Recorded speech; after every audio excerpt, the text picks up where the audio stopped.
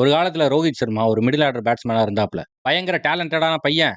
பெரிய பிளேயர் ஆக போறான்னு சொல்லிட்டு சரியான ஹைப் இருந்துச்சு. 2007 T20 வேர்ல்டு கப்ல 20 வயசு பையனாவே தூக்கிட்டு போயிட்டாங்க. நம்மால் செட் ஆயிட்டா லட்டு மாரி அடிப்பாப்ல. ஆனா எப்ப பார்த்தாலும் இன்கன்சிஸ்டன்டாவே விளையாண்டு இருந்தாப்ல ரோஹித் சர்மா. 2011 வேர்ல்டு கப்ல ரோஹித் சர்மாவை எடுக்காம விட்டாங்க. அதுக்கப்புறமும் இந்தியன் டீம்ல தான் இருந்தாப்ல. அப்பதான் டோனி என்ன பண்றாப்ல, ரோஹித் சர்மா இங்க பாரு.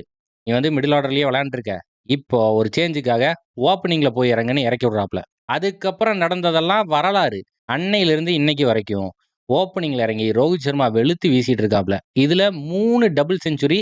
இதுல ஹையஸ்ட் ஸ்கோர் 264. ஒரு டீம்ல இருக்க எல்லா பிளேயர்ஸும் சேர்ந்து அடிக்க வேண்டிய ஸ்கோர ஒத்த ஆளா அடிச்சான். ஒரு வேர்ல்டு கப்ல அதிக செஞ்சுரிய போட்டது ரோஹித் சர்மா தான். 2019 வேர்ல்டு கப்ல 5 செஞ்சுரி. சச்சினுக்கு அடுத்து அதிக ஹண்ட்ரட்ஸ ஓப்பனரா நின்னு அடிச்சது ரோஹித் சர்மா தான். 2022ல கேப்டன் ஆனதுக்கப்புறம் ஒரு ஐசிசி சாம்பியன்ஸ் டிராஃபி, ஒரு T20 வேர்ல்டு கப் இது எல்லாத்தையும் ஜெயிச்சு குடுத்துருக்காப்ல.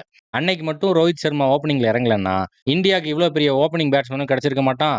ரோஹித் சர்மாவும் இந்தியாவோட ஃபர்ஸ்ட் டீம் பிளேயரா இருந்திருக்க மாட்டாப்ல.